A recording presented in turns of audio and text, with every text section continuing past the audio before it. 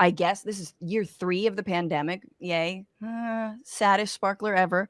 It has been declared not an emergency anymore, effectively. Republicans have no appetite to pass any kind of legislation that's actually going to, even prevent another pandemic or, say, offer the vaccine for free, right?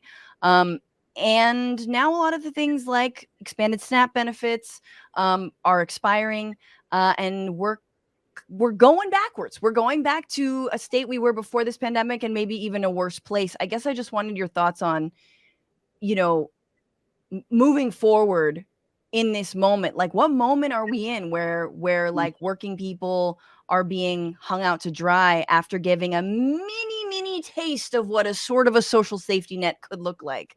Yeah. Yeah, everybody wanted to get back to normal, right? And what we know about that normal was a state where poor working class people, particularly Black and brown folks, Indigenous folks, queer and trans folks, were just left to fend for themselves, right? That is the normal. And what we got, for a small glimpse in the beginning of that pandemic was this realization that what we do to the most marginalized, we will eventually revisit the rest, right? And they were kind of experiencing that moment of like those chickens coming home to roost because of those pre-existing inequities, right? They created pre-existing conditions that led to the pandemic, basically running rampant through our communities. It's the reason why we couldn't, do anything about the curve, because we didn't have paid sick and family leave. How many American workers went to work sick, right? Who could have otherwise stayed home and protected themselves and their neighbors, right? Well, we couldn't do that.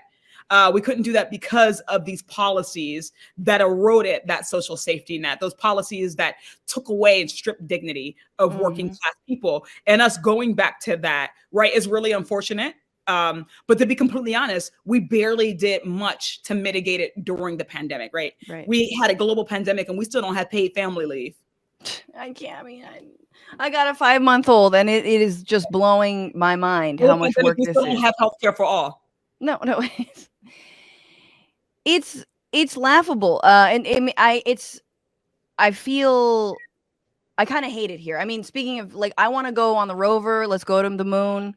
I feel like it might be chiller over there. I'll connect you.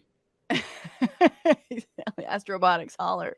They need a podcast on that rover or what? Okay, so I do want to ask you then about, like, we're in a moment right now where we have this bank, Silicon Valley Bank was just bailed out. It's not a bailout, according to the Biden administration, according to the Fed. Depositors are going to be made whole, even though they are the ones who took out the risk anyway. But that is sort of in tandem with the reality that, like, we can't even get across the finish line with student debt relief, right? That even the $10,000 that was proposed by this administration is being blocked at this point, and we're at this standstill. From inside Congress, is this like open hypocrisy? Does that resonate with anyone else other than yourself and like the squad members, or are you just all just on a text chain? Like, what the hell? Yeah. So students are used to, and this is not a good thing, right? But students are used to being discarded. We're used to that hypocrisy, right? There before the bank, right? Before this particular bank, right? A lot of students who came out, of college with, obscene amounts of loan debt, we came out in the first, the first bank collapse. Yep. But what we see is that when you're a corporation, when you're an airline, when you're a bank, you'll get a bailout. But if you're a working class person, you don't. And the fights that we get, right? The pushback that we get for asking for basic dignity in the wealthiest country on earth, really just shows our priorities. Because people like to pretend, particularly Republicans, that, like, right, these students are asking for something, special, and not that we're asking our nation to prioritize our education system, our future, at the same time that we are in one of my committees talking about how are we going to compete with China, on innovation, right? Well, perhaps if we educate people, perhaps if we fix our immigration system, right? If we do these things, like, we are sending a message to the global community that the United States does not value education. It does not value healthcare, which means that we don't think about and we are not considering the future of our country because of those things. Mm. We are not just complaining about, we took out a loan, pay your bills, in the middle of a debt ceiling crisis, right? Pay your bills.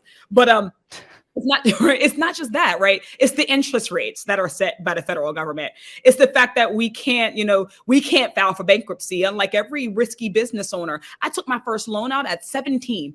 At 17 years old, I could not have my own bank account without my mom's name on it. And I couldn't do one of my final projects, my freshman year, because I wasn't 18 yet. I needed parental consent for that. But I did not need parental consent for taking out a lifelong amount of debt. Wow.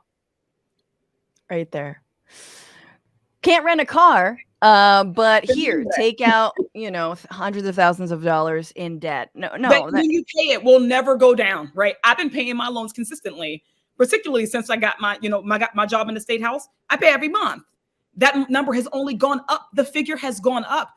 Explain to me how students, and this is millions of people who are impacted, not just the students, their families, their next generation who will be impacted by that. Explain to us how we're not supposed to be discouraged by the lack of support, by the lack of understanding, by the lack of any sort of, of lift up, of boost. Mm-hmm, mm-hmm. But I mean, I think this is precisely what you're saying, and why working class candidates and marginalized candidates, Black and brown folks, need to be in positions of power so that you share something with the tens of millions of Americans who have student loan debt. What's going on, Frantifa? If you haven't already, subscribe to this channel right now. Hit that button. And also, you can become a patron and support the show every single week. Get access to bonus episodes and exclusive merchandise. Patreon.com/Bitchuation Room. Do it.